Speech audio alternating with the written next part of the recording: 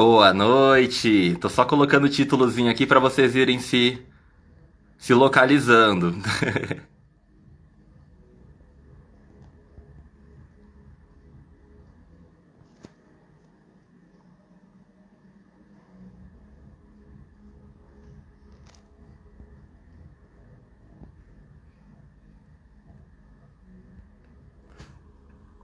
Prontinho. Agora sim. Boa noite, pessoal. Boa noite. Faz tempo que não apareço por aqui, né? Vou começar então nosso programa de hoje. Como vocês podem ver, aqui no título fixado, hoje a gente dá início ao nosso Afirme Vozes Pretas. Mandando oi, oi, Kinderê, Davi, Larissa. Dá um acenazinho, manda um coraçãozinho pra saber que vocês estão aí, tá, gente? Que hoje vai ser uma conversa muito boa, eu vou estar bem entretida. E é bom saber que vocês estão aí também participando, tá?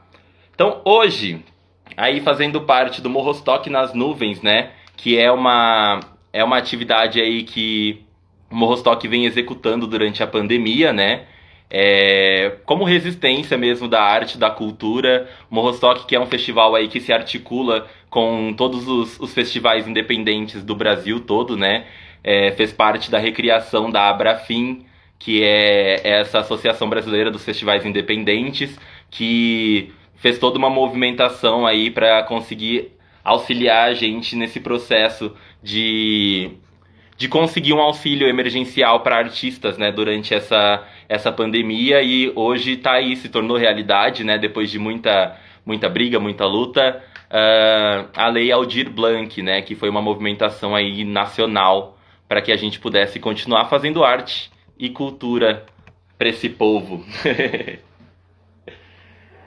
Hoje, então, sejam bem-vindos todos ao Morrostock nas Nuvens. Eu sou o Neto. Eu vou ser o anfitrião dessas sextas-feiras que vão acontecer aqui dentro do Morrostock nas Nuvens, e onde teremos convidados pretos falando sobre suas vivências, e são pessoas que são referências também na cidade de Porto Alegre e na região toda. São pessoas que vão estar falando aqui, conversando com a gente sobre como é ser essa referência, tanto para mim como para muita gente, e também mostrando que essas pessoas são pessoas reais, são pessoas que têm suas necessidades, seus amores, suas vivências, suas experiências, né? Então a gente tá aqui um pouco para contar um pouco sobre isso. Oi, Malu, seja bem-vinda. O Mar entrando também. Então, nessas temáticas diversas aí, a gente vai conversar a respeito do produzir arte e cultura no século XXI para pessoas pretas, TLGBs ou LGBTQAINP+, né? A gente traz essa sigla grandona aí, né? A gente pode até conversar um pouquinho sobre ela. Mas antes de qualquer coisa, já vou trazer aqui o nosso convidado que tá, né, já está aqui.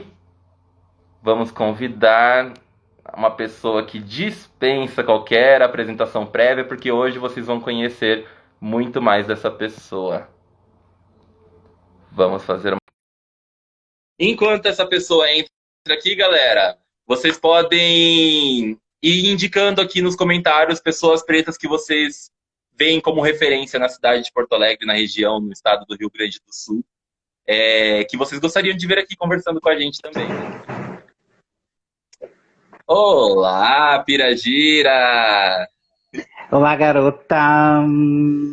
E Tudo aí? bem? Seja muito bem-vindo, muito bem-vindo. É muito bom te ter Ai, aqui, muito bom mesmo, porque, como eu estou dizendo aqui pro pessoal, você é uma referência para muita gente nessa cidade, né? Eu sei que existe um peso quando a gente fala referência a uma pessoa que ela é representatividade, né? Existe todo um peso nessas palavras. E eu acho que a gente até vai conversar um pouquinho sobre isso aqui hoje. Mas, inicialmente, queria realmente agradecer, porque para mim é uma honra mesmo ter essa conversa contigo e fazer com que ela seja disponibilizada para outras pessoas, porque eu tenho certeza que vai ser uma troca de saberes incrível, assim. obrigado, mano. Também tô bem contente de estar aqui, trocando essa ideia contigo. E, enfim, eu acho que, né, Tá? o caminho é esse, não tem volta. E tem muita coisa, acho que vai ser bem gostoso também essa conversa. Obrigado pelo convite, acho que vai ser bem, bem babado. Massa. Arrasou. Então vamos começar aqui. Eu pedi pro pessoal aqui, enquanto a gente esperava você entrar, pro pessoal indicando pessoas, referências pretas aqui, outros que gostariam de ver aqui com a gente. E nesse momento eu queria, antes de qualquer coisa, é um exercício que eu costumo fazer bastante. Gostaria de perguntar para vocês, Piradira, como você se identifica hoje? Aí estamos falando de 2020, uma sociedade onde a gente está prezando tanto aí por um. A gente veio de Setembro Amarelo, inclusive todo mundo sempre fala aí sobre a saúde mental, né? E quando a gente fala sobre saúde mental, acho que é importante a gente sempre perguntar no início de uma conversa como as pessoas se identificam antes da gente cometer o que a gente chama hoje de misgender, né? Que é a gente errar o gênero pelo qual a gente trata a pessoa, porque ela pode se identificar de uma forma, pode se identificar com o gênero de uma outra forma também. Então a pergunta é, como você se identifica? Olha, Neto. Não, assim, eu acho que eu tenho a minha presença se pauta, acho que por uma identificação com uma bicha preta, né? Eu acho que isso, para além de ter uma relação com o que eu experiencio como alguém, né? Como uma existência, também demarca um lugar meu político mesmo, né? Que, enfim, mais do que eu demarcar esse lugar, eu sou demarcado nesse lugar, né?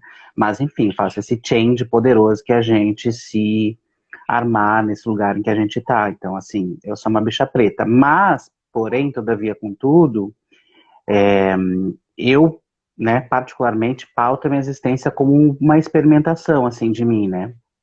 Embora eu me identifique sendo uma bicha preta, a minha experiência ela não está nesse lugar limitador. Eu acho que a arte, inclusive, é um espaço onde essa experiência ela se dá, né?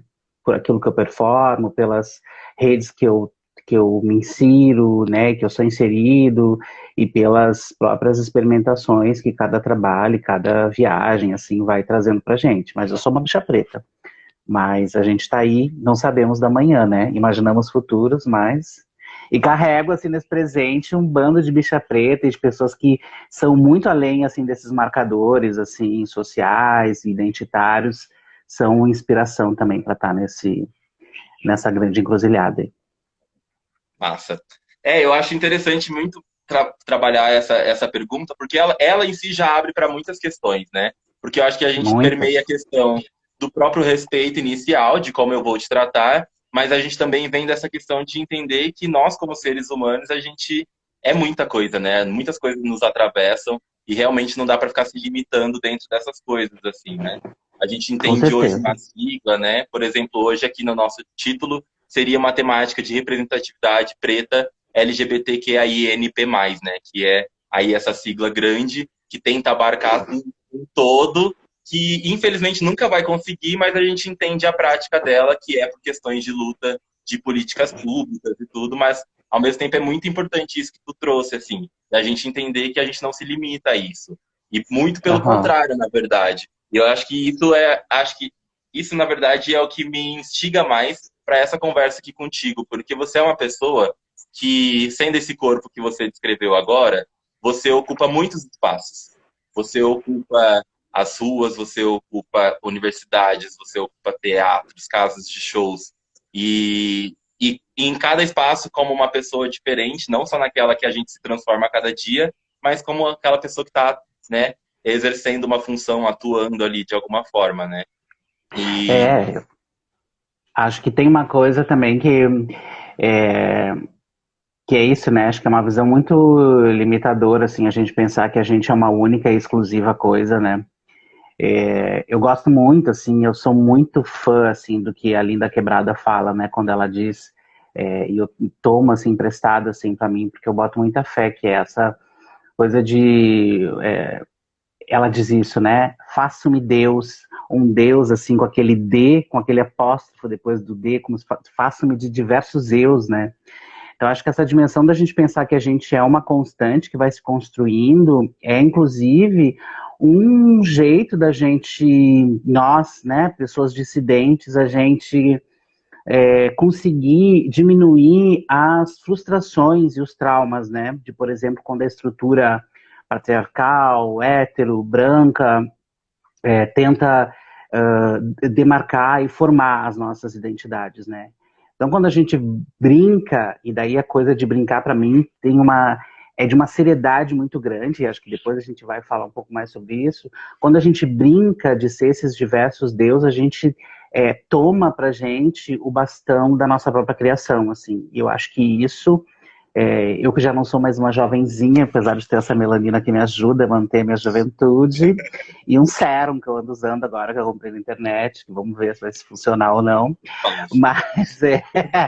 Mas, eu acho que quando a gente brinca com isso, brinca com essa possibilidade da gente se fazer e se construir, e não se construir como certeza, sabe? Se construir mesmo como erro, assim, como seres errantes, né? Que vão se experimentando, para mim, é o que me abre a possibilidade na busca pela dignidade da minha existência, assim, porque é isso, um lugar marcado por uma lógica binária, por mais que eu também circule por elas, e daí a gente complexiza mais essa raça, daí a gente bicha preta, mesclar e dançar por esses lugares de corpo também é uma estratégia de sobrevivência pra gente, né? Então, assim, dançar por esses lugares é uma estratégia de sobrevivência, é um jeito de se fazendo, assim, né? Se construindo como alguém amplo, como alguém criativo, criador, assim, vários tetos. Eu estava pensando sobre isso essa semana, assim. Eu vi uma entrevista que minha amiguinha, bicha preta também, que eu amo, colega, parceira de Grupo Pretagô, Bruno Fernandes, que inclusive a gente está com um trabalho que vai estrear na programação do Porto Alegre Cena, um trabalho digital, Corpos Ditos, fica a dica, quem tá vendo já segue, @Grupo Pretagô, vai ter babado semana que vem, ou na outra, eu me lembro, acho que é 27. E o Bruninho, no processo que ele e a Silvana Rodrigues estão dirigiram, na verdade, porque já está pronto, ele me mandou um link de uma entrevista que eu tinha visto há muito tempo atrás, mas não tinha dado tanta atenção, e dei muita atenção a uma entrevista com Jorge Lafon. Há os tempos de Jorge Lafon, uma entrevista para Hebe Camargo. E aquela entrevista foi tão emocionante, assim, de ver e de rever, apesar de Lafon já ser uma inspiração, assim, para mim, né, de alguém que soube muito bem, assim, andar pela estrutura, assim, dominante, sabe, uma bicha preta que ela soube usar muito bem, ela soube ser estrategista nesse lugar, né, e ele falava justamente disso, né, da relação dele e dela estar no mundo tem muito a ver com o trabalho que ela faz. E a arte, assim, ser um caminho, um instrumento que para qualquer pessoa que não seja, né, gênero normativo ou experiência sexual normativa, acaba sendo um jeito, porque ali na arte a gente está experimentando várias coisas que são de outra ordem, de outras possibilidades, né? Ó, a Silvana já colocou ali, Corpus Ditos é dia 24 de outubro, ó, 24 de outubro, então, na programação do Porto Alegre em Cena. Então, acho que é isso. E eu fiquei, assim, passada, assim, e eu meio que deixo, assim, agora nas guias aqui do computador, assim, aberta, porque, assim, que nem sempre a gente tá bem, né? E no meio dessa loucura dessa pandemia, assim, então, de quando dá, assim, eu vou lá e vejo de novo aquela entrevista, porque eu acho que ela é muito babadeira, assim, como inspiração para as bichas pretas, assim. Sabe que eu entendo esse teu colocamento de deixar na aba, porque eu tenho esses momentos também de procurar algo que me fortaleça, né? A gente às vezes precisa buscar aquela coisa, nossa, eu não tô conseguindo seguir em frente, pensar, me projetar, né? E eu assistia muito aquele Homecoming da Beyoncé, porque eu acho que é Ah, algo total. que dá uma força, te Nossa, recarrega, assim, né? E é engraçado porque nossa. essas 2 últimas semanas eu fui procurar sobre Jorge Lafon também e assisti uma entrevista, né, dessa bicha preta que é isso, transitou durante muito tempo nos espaços que a gente nem almejava, acho que acredito naquela época. Aham. Porque eu lembro de eu ter tido apelidos, né, de ser apelidado de Vera Verão, e é muito engraçado como o Vera Verão, o Jorge Lafon, ele transpassa nessa nossa sociedade, e ele mesmo, não estando mais presente fisicamente, ainda se transforma pra gente, se transmuta nesse significado, né? Porque eu via muito como uma ofensa, né? Quando a gente é criança, a gente nem entende, a gente só vê Vera Verão como uma ofensa, né? Eu, Uhum. ali com meus 8 anos de idade, sendo chamada de Vera Verão, para mim era só isso, só se limitava a isso. E aí, a partir do momento que você começa a entender essa importância, né? E hoje tem sido muito mais levantada essa importância do que anteriormente também. Eu acho que tardio, mas antes tarde do que nunca também, né? Porque afinal a nossa história ela é apagada constantemente, então antes tarde do que nunca que a gente descubra essas novas perspectivas, né? E Jorge Lafon é com certeza essa referência, né? E acredito que muito pra ti, né? Porque era ator, né? Você também é ator. Muito, muito. Imagina, a bicha era atriz, a bicha era bailarina, a bicha tinha uma outra função que eu acho que ela era advogada, se não me engano, ela era formada em direito também. E imagina isso que você estava falando, né? Tipo, a gente, em 2020, instaura, assim, pautas e coisas assim, né? Que dizem respeito aos nossos direitos e tal. E muitas vezes a gente acha que a gente está inovando. E essa galera, no século passado, no milênio passado, estava isoladamente, porque hoje em dia a gente tem a força do bloco, do blocar, né, de estar junta, da coletividade. As redes, a internet faz com que a gente se conecte, as redes elas fluem com muito mais agilidade. Mas naquela época, imagina, não sem internet. Sem internet, você sabe, só tem noção que você está na sua volta, na sua cidade, para saber o que está rolando na outra cidade, demora um tempo. E ela é uma pessoa que trabalhava na Rede Globo e nos Trapalhões, e depois ela foi para, então, chamada para fazer a Praça é Nossa, onde ela criou a Vera Verão, que foi, assim, o que fez ela explodir, assim. E isso da performatividade como Vera Verão, você imagina, numa sociedade extremamente racista, sexista, machista, homofóbica, transfóbica, uma figura como Vera Verão ser um ícone. Ok, tem a via de mão dupla, né? Que tem também muito Da chacota, assim. da chacota e da.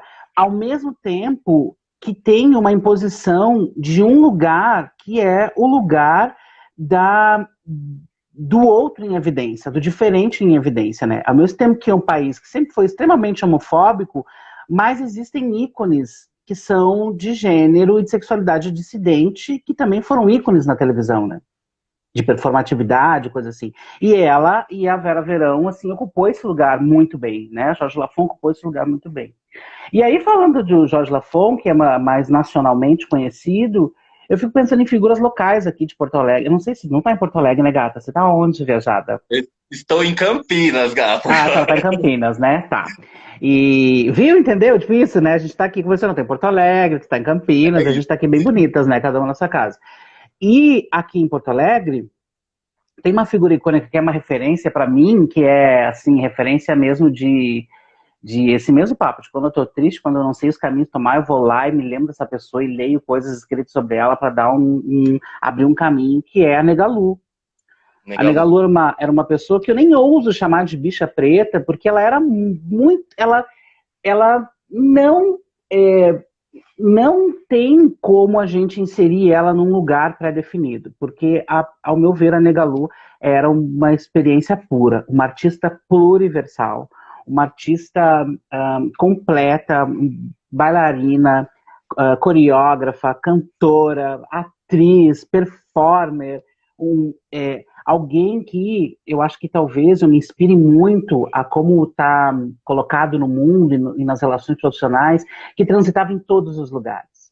Ela transitava no Bonfim, que era a zona ali underground, porém, né, majoritariamente branca e de classe média, mas ela transitava naquele lugar, era muito respeitada. Ela era uma figura que era de uma família preta, ela era da Ilhota, uma região negra de Porto Alegre, historicamente, né, definida como uma região negra de Porto Alegre. Ela transitava pelo carnaval, ela era madrinha da Banda da Saldanha, quando a Banda da Saldanha era um bloco de carnaval que saía da rua Saldanha Marinho, no Menino Deus, aqui em Porto Alegre. Então, assim, ela era uma figura que estava em todos os lugares, respeitada em todos os lugares que ela andava, uma sumidade, entende?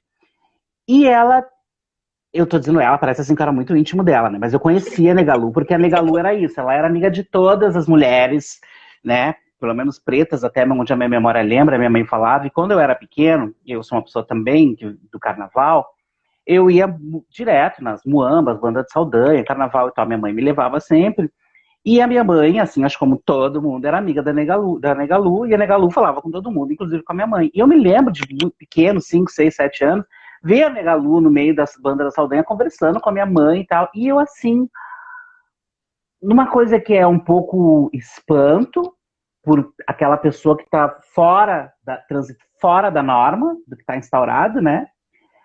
Ao mesmo tempo que maravilhado por assim, gente, mas tem algo ali que eu tô conectada. Tem algo que eu Tá tô me conectada. chamando ali, ó. Entendeu? Tem algo, tem uma parentesco, tem uma coisa aqui. E que é isso, assim. Então, eu acho que essas figuras, por mais que a invisibilidade, a gente sabe da questão do silenciamento, e que existe, que tá aí, que é, entendeu? Ao mesmo tempo, eu gosto muito de pensar essa coisa da simultaneidade, tá? E ela vai para outros caminhos também, das coisas que eu estudo, pesquiso, mas acho que não vem ao caso, mas que essa pira da gente pensar que uma coisa não é isolada. E a gente pode pensar até como experiência sexual, nada é isolado, nada é único, a gente tem muitas experiências ao mesmo tempo, né? E a Negalu, diante do contexto de invisibilidade, ao mesmo tempo, a sua grandeza e força era tão gigante, mas tão gigante, que rompia esse espaço de invisibilidade e ela se tornava uma autoridade em todos os lugares onde ela estava. Então, acho que isso, por exemplo, é uma coisa que eu me inspiro muito, sabe? Ao mesmo tempo que existe uma visibilidade, tem uma potência de vida. Ao mesmo tempo que a gente está ali resistindo contra uma opressão, nessa resistência a gente está criando modos de vida que são inclusive diferentes dos modos de vida normativos, né? E aí que a gente acha que as bichas pretas estão nesse lugar, assim, e que, por exemplo, aqui em Porto Alegre é um rolê assim que cada vez mais assim a gente consegue ver, as redes começam a se fortalecer, né? Que eu acho que também a gente se pensar como potência tem a ver com a gente pensar em rede, né? Tem a ver com a gente pensar lá, Negalu, Jorge Lafon, estava um tempo onde as redes eram muito mais difíceis de serem estabelecidas e se mantinham. Agora a gente tem as redes que fazem com que a gente consiga se fortalecer e blocar e juntas conseguir, né, galgar esse espaço, assim, os diversos espaços, né, e aí fico pensando nas coisas que eu ando acompanhando, assim, antes da pandemia, mas agora durante a pandemia, os jeitos que esses coletivos andam produzindo, se experimentando, né, também, como Bichas Pretes, como as houses aqui em Porto Alegre, o movimento de house que está, né, bombando, assim, rolando, a Casa de Lanceira em especial, que acho que é uma gente incrível que está trabalhando e produzindo e, sabe, sendo artista, o coletivo Espiralar, né, que é estão se colocando como rede agora, né, artística, que tem um espetáculo Sobrevivo, o próprio Pretagô, que é o grupo que eu faço parte, enfim, eu acho que tem uma infinidade, né, porque às vezes a gente fica um pouco nesse lugar, quando a gente vai pautar a denúncia, que é fundamental, que a gente sempre tem que fazer, até porque a gente não tem como se livrar de um espaço de invisibilidade, né, a gente denuncia, mas me parece que ao mesmo tempo que existe uma denúncia da invisibilidade, ao mesmo tempo tem uma insubmissão e sabe, uma coisa que explode tudo e vem com tudo. Por isso, quando você vê um trabalho artístico de corpas dissidentes, você sempre fica assim, né, gente? Nunca é ruim. Nunca é Nunca ruim. é ruim. Nunca é desinteressante. Nunca é desinteressante. Sempre é algo que é. E daí tá, agora eu vou ficar. Agora eu vou viajar. Eu tô falando separado também, né, Neto? É que eu engato aqui. Vamos. Eu fiquei a As pessoas semana estão aqui inteira para te focada. escutar hoje. Eu fiquei a semana inteira focada nos editais do Dir Blanc, eu e todos os artistas do Rio Grande do Sul, então eu tava assim na computadora, quieta, focada, Miguelzinho que mora comigo, assim, bem reta, assim, na mesma posição. Então agora eu tô assim, blá, blá, blá, já consegui enviar os projetos, blá, blá, blá, tô bem faladeira. Mas eu acho que é O isso, espaço assim, é teu. tem uma força tão grande do que as corpas dissidentes produzem, que, na minha viagem, assim, é o rolê da gente ter a capacidade, e muito pelos espaços negados e pela opressão, da gente inventar coisas desde lugares de onde a gente não é aceito como norma, saca? Então a gente está sempre criando, e nessa criação de outros lugares que não são esses lugares de norma, de que a galera, a gente está inventando outras coisas. Então a gente sempre chega com novidade. Seja um jeito de se expressar com o corpo, seja um tipo de composição, um tipo de linguagem que trabalha, o tipo de coisa, sabe, o tipo de performatividade, o tipo de letra, o tipo de, sabe, tudo. Tudo. E aí, vou postar e você correndo, tá? Vou postar e você correndo. E aí, para mim, é esse rolê de pensar o seguinte: a hétero, cis, branca norma é estanque. Ela é imóvel. Ela está parada no concreto eurocêntrico, sabe, europeu. As corpas dissidentes, incluindo a interseccionando com raça, elas estão no processo de produção de vida. Porque pra gente, que é a morte, que é, né, nos colocado, né, a invisibilidade, a insubmissão, e a gente está o tempo inteiro, né, produzindo por sobre essas coisas, a gente está produzindo vida. E a norma, ela está parada, estanque, porque ela é a norma. Então, assim, a norma não tem movimento. E a gente está no movimento o tempo inteiro. E daí vem assim, daí vem diáspora, vem Exu, vem orixalidade, vem todo assim, vem todos os nossos valores, entendeu? Vem tudo isso que faz com que a gente esteja com o poder do movimento nas mãos. E aí, garota, não tem volta, entendeu? Não tem volta. É melhor, é mais fácil a norma baixar a reta, baixar a guarda, entendeu? Quem tá com o poder nas mãos soltar isso daí, porque assim, a tendência é o ostracismo e o fracasso, e se não tiver ali apto a fazer uma aliança justa, se desfazendo dos seus privilégios, a carreta furacão vai vir com tudo e vai passar por cima, entendeu? Porque é isso, entende? A gente fica nessa pira assim, eu fico assim, gente, qualquer coisa que eu vou ver, alguém me manda uma coisa nova, olha só, tu viu o trabalho dessa mana aqui, olha isso aqui, e tu vê e tu fica assim, gente, o que é isso que essa pessoa tá E tu produzindo sabe de novo? que o Vini até comentou aqui, ele falou assim, Ai, meu Piragira Deus. quando nos fala sobre a Negalu é apaixonante. E realmente é mesmo, porque não é a primeira vez que eu vejo você falando sobre. E acho que só que foi a primeira vez que eu vi você falando mais detalhadamente, sabe? Sobre qual é essa relação tua com a Negalu em relação à referência que ela foi para ti. E, e é muito engraçado porque eu vejo essa mesma referência em ti, eu vejo essa força saindo de você da mesma forma. Essa pessoa que transita em todos os espaços, essa pessoa que não só transita, como transita consciente, né? E é o que você falou de, tipo, ela chegava e dominava o espaço, né? Você percebia que ela dominava o espaço, ela tomava conta mesmo como se ela pertencesse àquele espaço. E é muito assim que eu te vejo, porque, por exemplo, como eu te conheci num bloco da Laje, né? Te vi pela primeira vez no bloco da Laje. Ai, meu Deus, o que ela vai expor? Ai, gata. Então, aí estava lá. Não, mas e aí a gente vê hoje, porque o Bloco da Laje, os ensaios são na Redenção, que é um espaço, teoricamente, de mais facilidade para todo mundo chegar, mas a gente sabe que não é uma regra, né?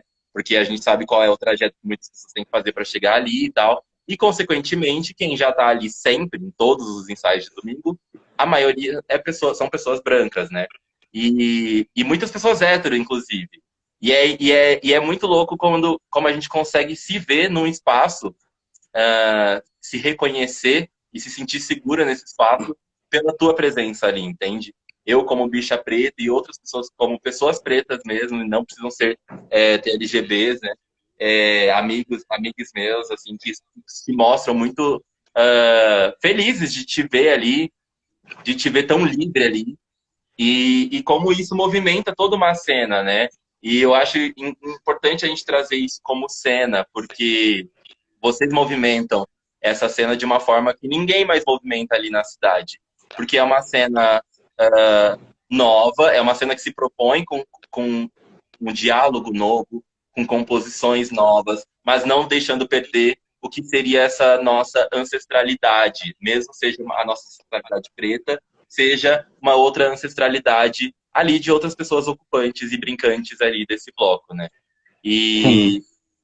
E vocês trazem agora, trazendo de volta essa questão dos projetos que você trouxe, que eu acho importantíssimo, que é essa ideia desse projeto do Afirme Vozes Pretas, que é a gente trazer essas referências, para a gente não ter que ficar caçando lá nos Estados Unidos, lá na Europa, essas pessoas que a gente pegou inicialmente, talvez, como referência maior, né? Que é uma Beyoncé, que é uma Rihanna, que é uma Whitney Houston, que é, né, essas cantoras, outras atrizes, né? A gente tem muita coisa aqui dentro do Brasil e a gente tem muita coisa no Rio Grande do Sul, muita gente no Rio Grande do Sul que são essas referências. E vocês, como o Grupo Pretagô, por exemplo, que tem o Bruno junto, que eu acho incrível ter visto, sabe, tipo, um filme do Bruno estampado nas ruas, sabe? Isso é incrível de ver, porque são pessoas que não precisa ser distante para ser referência. A gente não precisa. A Bia Ferreira traz muito isso, né? A Aham. gente não pode adorar, né? Famosos. A gente tem que gostar de artistas. Se a gente está dizendo que a gente Com gosta da certeza. arte, a gente tem que gostar de artistas. E existe uma diferença muito grande entre a gente adorar o fulano que tem milhões de seguidores no Instagram e as pessoas aqui que estão trazendo os mesmos pensamentos e até pensamentos mais próximos nossos, porque estão vivendo no mesmo espaço que a gente, né? Então, por exemplo, você fala muito sobre o projeto de vocês é o Cena Contra-Colonial, né? Você traz muito essa ideia desse contra-colonialismo e também dialoga nessas proximidades e diferenças que ele tem da ideia de decolonização, né? Inclusive fez parte de um desses seus vídeos, que você agora é entrevistadora também, né? Maravilhosa, eu adorei o programa. Inclusive, entrem lá, Entendeu? gente, no YouTube, só jogar Grupo Pretagô, vocês encontram ali o projeto do Cena Contra-Colonial e outros conteúdos que tem ali também, né? E quando acabar a Sim, pandemia, vamos ver, vamos prestigiar, né? Porque com são certeza. são espaços criados para serem seguros para pessoas pretas, espaços criados para as pessoas brancas descerem do seu privilégio e aprenderem, né? E aprenderem a socializar com a gente, porque é uma coisa que é necessário que a gente tenha convivência.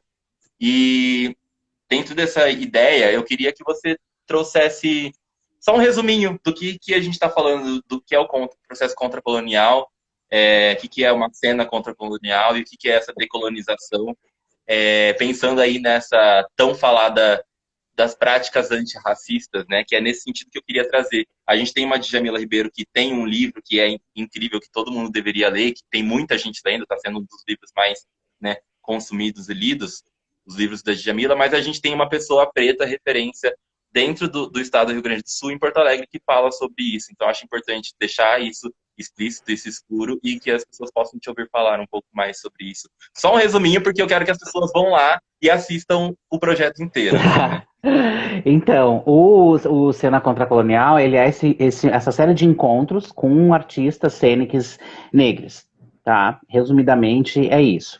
Pensando as artes cênicas compostas de diversas linguagens, teatro, dança, performance e desdobramentos. Eu estou pensando em inserir também a, a, a ideia de festas negras também, porque, né, onde tem corpo em expressão e corpo politicamente se colocando é performance e a ideia do projeto assim nasce um pouco como um desejo assim nesse tempo que a gente está pandêmico. Eu tenho uma pergunta que é que eu tenho me feito e que eu tenho compartilhado com todas as pessoas que eu amo. E como eu te amo, eu vou compartilhar ela para ti também. É uma pergunta, uma provocação, assim, que ela é provocadora, né? Que é como você está se preparando para o futuro presencial? Essa pergunta tem sido guia para mim durante todos os dias da pandemia, todos os dias. Que é uma ideia da gente pensar que quando a gente voltar, com tudo valendo, esse mundo que já é distópico vai estar pior. Tá? É romantismo a gente pensar que, nossa, a gente vai estar bela, vamos se abraçar, nananã. Não. O mundo, a gente tem inclusive um cenário político aí partidário de gestão em todas as esferas, municipal, estadual e federal, que nos levam, que nos afirmam esse apocalipse que a gente está. O Cena Contracolonial, ele parte do desejo, então, de pensando, como que a gente vai, como que a gente está se preparando para o futuro? Eu tenho uma ideia. A minha ideia que é, eu preciso estar em rede. conectado e fortalecido. A nossa ancestralidade já diz que a gente se fortalece estando junto. Quilombo é a maior experiência de ensino, né, que infelizmente não é vista com os olhares e atenção que deveria, mas o quilombo, no meio desse apocalipse, é um jeito da gente pensar saídas positivas para todo mundo. E nesse sentido, no quilombo está todo mundo junto. Então, pensa, tem que estar junto. Para estar junto, a gente tem que fazer aquele exercício básico, que é se entender, se ver. Que é isso que você está propondo? Um projeto que você está fazendo encontro com pessoas negras. Tá? Articular, saber quem é. Mas tem aquela fulana, tem aquele fulano, tem aquela lá. O Cena Contracolonial, a primeira coisa é isso. É um mapeamento dos artistas cênicos negros. Tá? É uma ideia de encontro, fica lá o conteúdo nas redes, onde todo mundo começa a acessar e todo mundo... mas não tem artista? Tem e tem muitos. Tá lá, ó, tá registrado, vai lá ver. A partir desse encontro, aí a gente vai, entendeu? Conversar o segredo, que eu não vou ficar dizendo aqui. Depois eu te mando pelo WhatsApp. Mas aí a gente vai conversando os segredos para essa preparação para o futuro. E a ideia é a gente entender e pensar sobre os processos criativos desses artistas, pensar como que eles estão produzindo, o que está sendo produzido, como são os processos de criação. A gente teve, né, como convidada a primeira, Celina Alcântara, que é uma das maiores atrizes do nosso estado, quiçá do nosso país, né, como que ela cria, como que ela desenvolve seus trabalhos, o que está por detrás de tudo que ela faz, né? Essa semana a gente teve o Gessé Oliveira, diretor e encenador, né, um dos fundadores do Caixa Preta, esse coletivo que é uma referência do teatro brasileiro, né, aqui de Porto Alegre.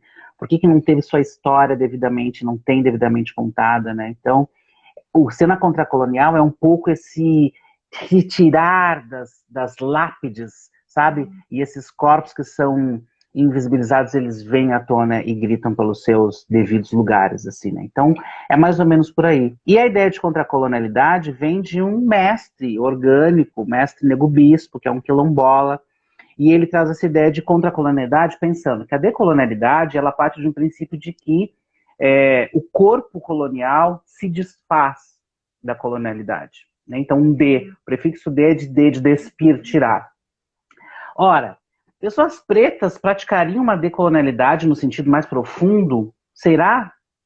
Se nós não somos sujeitos herdeiros coloniais, nós somos atingidos pelos efeitos da colonialidade, mas se nós não somos, teríamos que ter práticas decoloniais. Aí o Nego Bispo vem e diz, nós somos contra-coloniais, porque quando a gente está num diálogo frente a frente com o colonizador, a gente dá limites, diz não.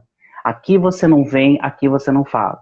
Eu digo, eu falo, eu faço. A contracolonialidade é colocar, falando bem professorinha, um basta. E não só colocar um basta, mas nesse basta tem um espaço onde eu tomo as rédeas, inverto o jogo e proponho tudo que eu tenho para propor, assim, né? Mais ou menos é por aí, é muito mais coisa, tá? Eu tô só dizendo bem basicamente. Vejam, assistam Cena Contracolonial, que aos pouquinhos a gente vai falando. Arrasou! É isso, gente. Assistam, é realmente incrível. Sempre uma conversa com o Piragira é uma aula. Amei que a senhora está tomando um vinhozinho, eu acho que merece, porque eu queria falar até sobre esse assunto, né? Tá aí tomando seu vinhozinho, descansando depois de toda uma questão de leis, né? De edital e de tudo, né? Acho que merece, a gente merece esse descanso também, esse afago, né? Com certeza. E agradeço ter se disponibilizado de novo aí para essa conversa depois de toda essa semana corridíssima, né? Mas conseguimos nos ajeitar, nos reunir aqui. E eu vi que você até falou um pouco sobre essa questão do processo digital, que logo você traria questões aí, né, que precisam ser pensadas sobre a questão do... a senhora é abusada, né? A senhora é uma boa entrevistadora. A senhora é uma boa entrevistadora, né? A senhora só pega assim, ai, Maria Gabriela. Ela falou, agora ela vai ter que expor. Não, mas assim, e aí eu queria que você falasse um pouquinho sobre isso. Sim. Bom, né, para quem não sabe, para quem tá vendo e não sabe, existe uma lei, né, que foi muito batalhada por artistas, uma lei que foi criada, inventada pela grande deputada Benedita da Silva, né, uma deputada negra que trabalha com os comunitários. Ela criou esse projeto de lei. A Jandira Fegali, que é uma outra deputada do PCdoB, se eu não me engano, ela foi lá e fez todo um projeto, fez uma articulação nacional. Eu participei de reuniões, ela foi assim, teve reuniões com artistas do Brasil inteiro, os artistas darem ideia de como pensar essa lei, o que fazer com essa lei e tal. Enfim, a lei foi aprovada, Bolsonaro não quis, até a Mari tá aí, né? A Mari no estoque tá aí, depois ela bota umas letrinhas também, porque a Mari é atinada, né? Nas questões aí de leis e tal. E aí, tá, foi aprovada, mas não teve jeito, foi sancionada a lei, não. Agora os recursos estão vindo, né, digamos, para o Estado. Para o Rio Grande do Sul são 160, 170, 150 milhões, não sei. Veio a metade que estão sendo distribuídos nesses editais que a SEDAC, por exemplo, está fazendo. Ah, só que estamos num decreto, né, de emergência nacional, né, um decreto de emergência, entre outras coisas, ele flexibiliza todas as burocracias diante do acesso a recursos para a população, né? Então a gente vê que as burocracias elas têm que ser flexibilizadas nesse momento. Não pode a burocracia ficar impedindo coisas. Burocracia, por exemplo, que você tem que ir para a rua para fazer coisa para no cartório, isso tem que ser flexibilizado. Ok. Aí vem a minha... Ai, mas a pessoa vai ficar falar aqui, depois os avaliadores vão ver o projeto dela, já não vou aprovar, porque ela tá fazendo treta aqui. Mas não é treta, é só uma questão que é a seguinte. Tem que ter comprado. Na luta para fazer os recursos agora chegar nas pessoas. Olha aí a Mari falando. Só que assim, eu achei uma coisa muito, mas muito delicada, que entendo que o tempo urge, a gente tem muito pouco tempo para fazer esse dinheiro ir para as mãos dos artistas, então todo o processo tem que ser rápido, né? Só que, por exemplo, no edital de produções culturais, tá? De produção cultural, produção artística e cultural, na metodologia, lá que é onde você vai colocar em cada etapa que você vai fazer, mês tal você vai fazer isso, mês aquilo, quando a gente faz um projeto com um edital numa situação normal, a gente projeta tudo, a gente idealiza tudo, sem realizar nada. A gente tá, lá no mês tal eu vou fazer outra coisa, eu vou contatar, sondar possibilidades de um fornecedor de tal material, de um artista para vir fazer uma apresentação, Nesse edital, por exemplo, nesse específico, isso a gente chama de uma pré-produção, né? Fazer esses primeiros contatos, coisas assim. Nesse edital, a pré-produção já tem que estar pronta, na prática falando. Porque aquele contato com aquele artista que você iria entrar em contato, se aprovar, já tem que estar feito. Aquele contato com o assessor de imprensa que vai fazer, já tem que estar feito, já tem que estar orçado. Aquele contato com aquele, sabe, o local, tudo. Então, uma fase da execução do projeto, que é a pré-produção, ela já tem que estar, assim, encaminhada. Isso faz duas coisas. A primeira, que a gente já está trabalhando, sem saber se vai receber por isso ou não, né? Os artistas já estão trabalhando. E no meio dessa loucura de ter que fazer tudo isso em 10 dias, aí vai lidar com o emocional dos produtores e artistas que estão passando por muitas dificuldades e que não tem como... E que no meio desse corre, se esquece que está numa pandemia e se arrisca para sair na rua para catar as coisas que precisa para você não, porque, enfim, gente, é o corre, é o dinheiro dos artistas, entende? É o corre, é o money, entendeu? Então, eu achei muito, assim, difícil essa relação, assim, de pensar que você já tem que estar tudo pronto. E aí vem a questão, se a gente está num decreto federal de emergência, onde as burocracias têm que ser flexibilizadas, será que... Onde está a flexibilização, né? Por exemplo, nesse edital em específico, onde estava, né? Porque já acabou, né? Onde estava, né? Fica aqui a minha pergunta, e daí as pessoas estão ouvindo aí, né? Podem comentar, podem inclusive me chamar no DM para trocar uma ideia e tal. Mas eu fico pensando isso. Para artistas, produtores que já hegemonicamente acessam os espaços e bens, isso está na ponta do lápis da mão, inclusive já estavam organizados. Agora, para artistas pobres, periféricos, e aí a gente insere artistas negros, né? Artistas indígenas, artistas, né, gênero e sexo dissidentes, né, que muitas vezes também estão nessa categoria aí de inseridos de raça, né, não hegemônica, Como que essa galera consegue se articular em 10 dias? Entende? Foi uma das coisas que eu fiquei pensando, porque 10 dias... E se essa grana tem que ir para realmente quem precisa... Ele perde esse caráter do auxílio emergencial, né? Porque todo o conceito que é um emergencial... Ele mais me parece que é assim, é um edital de retorno das atividades É, numa esfera, digamos, normal, entende? sim, Porque é sim. isso, o cara que tem a dificuldade, inclusive, do acesso à internet, né? Que é um artista incrível, que é um artista de rua, que é um cara, sabe? Um...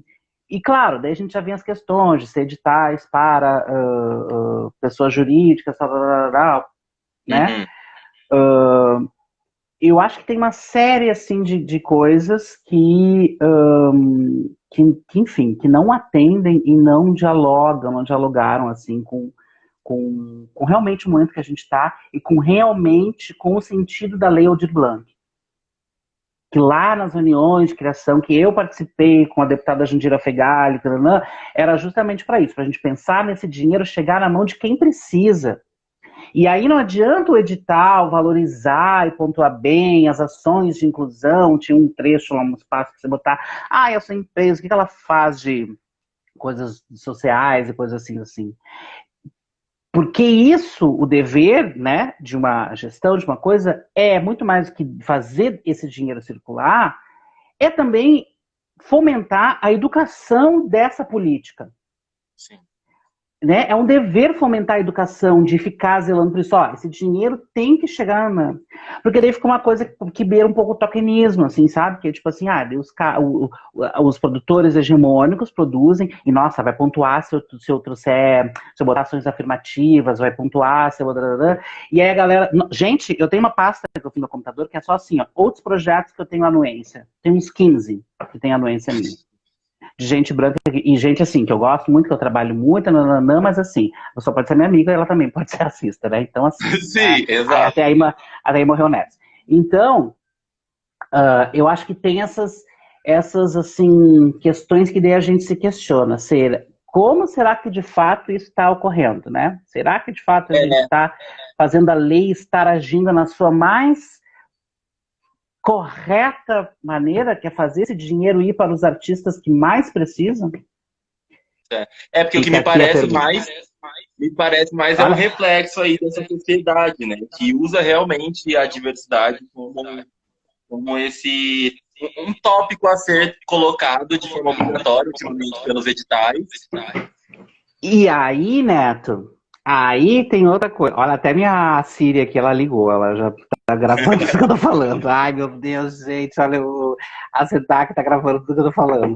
Uh, a, Aí, né, você falando uma coisa que é isso, né? Parece que é uma coisa que é assim, de usar a diversidade como uma estratégia meramente ou insuficiente, que no espaço acadêmico, que eu também frequento, que eu também estou inserido e faço parte, eu discuto muito sobre a aplicabilidade das ações afirmativas, principalmente na pós-graduação, porque eu faço um doutorado em artes cênicas, e eu questiono muito isso, né? Não é obrigado na pós-graduação, né? A lei de cotas, ela é para graduação, que é obrigado, mas na pós-graduação não é obrigado. O debate está aberto, mas ainda não é a lei, é uma recomendação do MEC.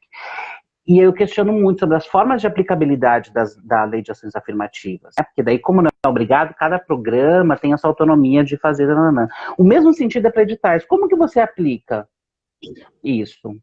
Né? E aí, quando você falou, parece que é uma coisa de uma representatividade, que é onde, assim, eu tenho um pouco de receio com a ideia de como que a noção de representatividade está sendo colocada, sabe? Está sendo pensada e trazida, sobretudo por pessoas que não, pessoas hegemônicas, tá?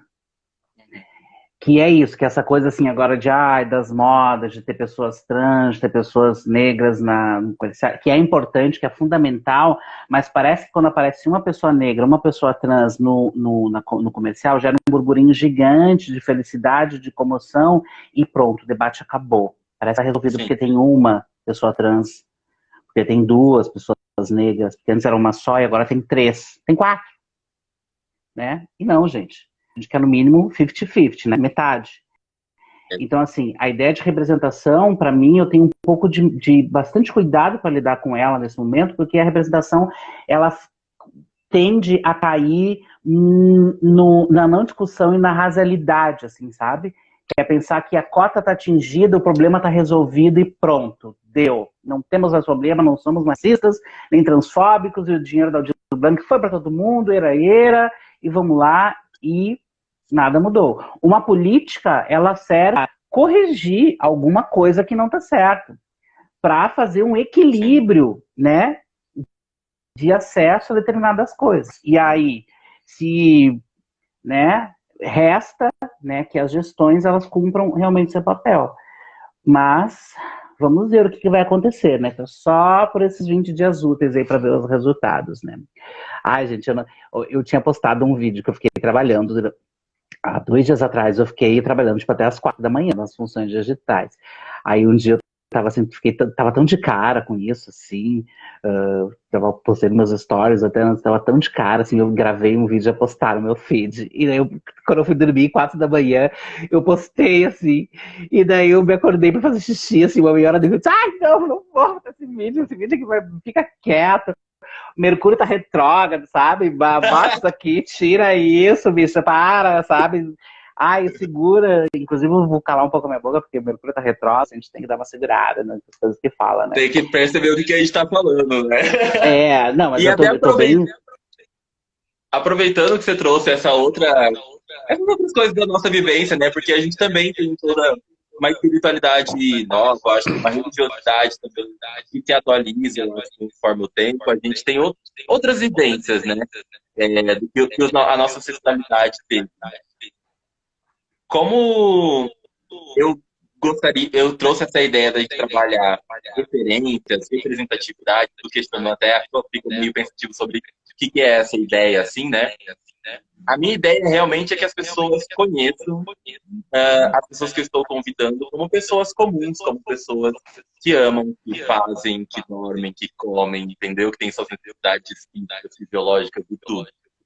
Então eu queria fazer um joguinho rápido com você, aproveitando que a gente está quase chegando no fim aqui, e a gente já dá uma acalmada nos ânimos pra gente não ser, né, aqui, ó, levado ao ostracismo daqui a pouco. Mas... Ai, canceladas! Ai, canceladas! Cancelado, imagina, cara. Então aqui, ó, vamos agora entregar um pouco daquilo que fãs e admiradores secretos aí querem saber. Ai, sério isso? Um joguinho rápido com você, garoto. Ai, gente. Aqui pra gente dar uma tranquilidade. Qual a sua cor favorita?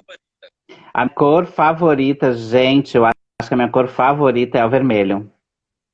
Vermelho. Filme favorito? Filme favorito, gente. Ai, essas perguntas sempre ficam aquariana, fazer esse tipo de pergunta é difícil, mas deixa eu ver. E atual, vamos dizer o do momento, né? Black King. Black King, maravilhoso, arrasou. Ator, atriz favorito? Ator.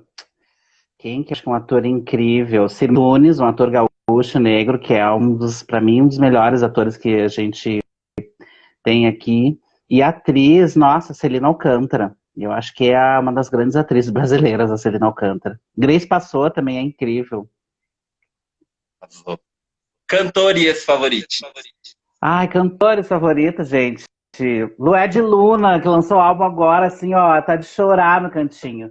Chorar. O que é aquela, a versão dela ai, gente, da música da Nina Simone, I Got No, gente. É uma coisa, assim, que é nossa, eu fico babado.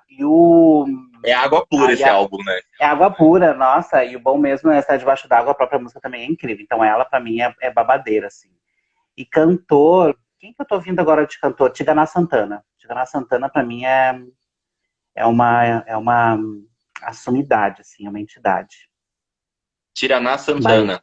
Tigana Santana, um baiano incrível, soteropolitano, também discorre uma vida acadêmica, agora ele foi, inclusive, passou no concurso para professor na Universidade Federal da Bahia. Quem não conhece, Tigana Santana, conheça, porque, olha, é uma coisa. Arrasou. E música favorita, então, já que a gente tá nesse assunto aí? Ai, música favorita? Deixa eu ver, do momento, né? O que eu ando cantando? Do momento. Eu tô cantando agora esse I Got No, da Nina Simone com a coisa. E música favorita, deixa eu ver. Ai, Pressentimento, imortalizada na voz da Elza Soares, né? Que é a... Ai, ardido peito, quem irá entender o teu segredo? Quem irá pousar em teu destino e depois morrer de teu amor? Ai, mas quem virá? Me pergunta toda hora, e a resposta é o silêncio, que atravessa a madrugada, vem o novo amor. É linda essa música, nossa, é linda. Aí eu tenho Amei! uma veia muito, Palmas, corações! eu tenho uma veia muito diva de cantoras, assim, Elisete Cardoso, Elza Soares, Zilá Machado, uma cantora incrível daqui de Porto Alegre, já falecida, um ícone, foi uma das melhores intérpretes do Lupicínio Rodrigues aqui, dito pelo próprio Lupicínio Rodrigues. A Lourdes, que é uma outra cantora também, não me enganei, a Lourdes Rodrigues, que era o Lupicínio Rodrigues falou que a Lourdes Rodrigues era a melhor intérprete das músicas dele. E a Zilá Machado é uma outra sambista, compositora incrível. E uma, uma, uma linhagem ancestral da Zilá Machado, que a gente tem atualmente, jovem, viva, produtora, incrível, artista, Pamela Amaro. Pamela Amaro. Pamela Amaro, gente, pra mim, assim, ó, Pamela Amaro mais do que uma promessa, porque ela já tá, sabe, ela já eclodiu, ela é, assim, o que desponta pra mim de música popular brasileira, tanto como cantora, como intérprete, como instrumentista, compositora, o que a Pamela compõe, assim, é de chorar no cantinho. Eu conheci a Pamela através do Bloco da Laje, que eu descobri que ela compôs Lá Vem Gente, né? Lá vem gente, uhum. E aí depois fui por experienciar, né, o show dela no Festival Porongos, né, que é um festival aí de cultura e arte preta, aproveitando para divulgar também, que faz essa movimentação de resistência também da arte e cultura Com certeza. do Rio Grande do Sul. O Charles e a Thaís estão aí, inclusive, eu acho. E o Charles e a Thaís estão aí assistindo, comentando. A Silvana também. Falando, A Silvana, se perguntar de uma referência tipo de performer, para mim é a Silvana Rodrigues. A Silvana, eu tenho o privilégio, assim, eu tenho a honra de compartilhar a vida e a arte com ela e... Nossa, uma declaração agora, tá, Silvana? Eu tenho uma admiração muito grande. Eu tenho pensado, assim, as existências negras artísticas como, assim, manancial, sabe? Manancial é aquilo que jorra, é aquilo que, de onde nasce a coisa, assim, de onde vem. Eu acho que a Sil, ela é de uma... é um manancial também. Que massa, vou buscar conhecer então esse trabalho, porque esse eu não conheço. E é por isso que eu gosto queria ter essa conversa contigo, porque eu sabia que tu ia ter todas as referências de pessoas pretas dessa cidade. E que é importante a gente conhecer, eu como pessoa, como paulista, né, chegando aí ser uma pessoa preta, eu preciso conhecer, porque isso me fortalece muito, estando no estado onde eu não tenho essa vivência e esse crescimento, como eu vejo que o povo preto no sul é muito mais reunido do que aqui no estado de São Paulo, aqui no interior de São Paulo, assim, é bem diferente. E a gente está chegando no fim, eu queria muito te agradecer, assim, ó. Foi uma honra mesmo conversar contigo. Eu espero que a gente possa se reencontrar logo. E eu queria que você terminasse aqui pra gente, dizendo as suas agendas, as futuras, que a gente pode esperar ainda nessa período quarentenal. E agradecer a todo mundo que assistiu a gente aqui, acompanhou. E assista essa live de novo quando chegou agora, vai estar disponível logo mais. Sexta-feira tem mais uma live em breve no YouTube. E agora com vocês para finalizar, Thiago Piradira. Nossa, as pessoas acham que na pandemia a gente tá mais quietinho, assim, ó, teve o primeiro, segundo mês ali, né, de entender o que era tudo isso, mas depois disso, quando a gente, né, começou a tentar, essa palavra tão complexa que é reinventar, né, quando a gente começou a ter que reinventar tudo, foi tão... Mas, assim, tô com uma agenda grande, tá? Inclusive tem segredinhos que eu vou já dar um spoiler aqui, tá, de coisas incríveis também. Então, tem uma coisa bem legal que eu acho que vai rolar amanhã, vai rolar amanhã, pela Fora da Asa, que é um espaço de educação, @Fora da Asa aqui no Instagram, tem uma oficina, Corpo Mãe e Funk, com a Manuela Miranda e a Camila Falcão, que são atrizes, performers, professoras, Amigo, artistas acho do que vai grupo Preta acabar. Gô. Vai acabar? Ah, então assim, gente, sei lá o que acontece. Me sigam que tá tudo divulgado no meu arroba. Sigam, Piragira, @Piragira, vai estar tudo divulgado lá. Vai estar Muito tudo obrigado, então, divulgado. Pira. Muito obrigado, Morrostock. Afirme e lembre de afirmar vozes pretas. Dale, gente. Ah, é isso aí. Ah, essa coisa de uma hora é sempre um bafo, né? É muito louco. Ó, e era pra ele acabar, mas ele não acabou, não entendi. Se quiser continuar Ele falando não da agenda, acabou. vamos até onde dá. Ah, e segue o @Pretagô, @Piragira, e tem uma agenda babada do Pretagô que vai acontecer, babadíssima. E se liguem, porque é isso. E segue minhas redes lá, que eu sempre tô contando histórias e fazendo perguntinhas. Ela é professora, né? Ela faz perguntas. Ela é Mais do que dar o... provocativa. E mais do que dar o peixe, ela ensina a pescar. E com Essa era uma essa frase. frase de hoje, terminamos o programa. Ai, então tá, beijo, gente. Adorei, Neto. Beijo, adorei, Arrasa. amei. Vamos fazer mais projetos juntos, vamos fazer essa rede, garoto. Com certeza. Vamos dar. Beijão. A gente... Um beijo. Até mais, gente.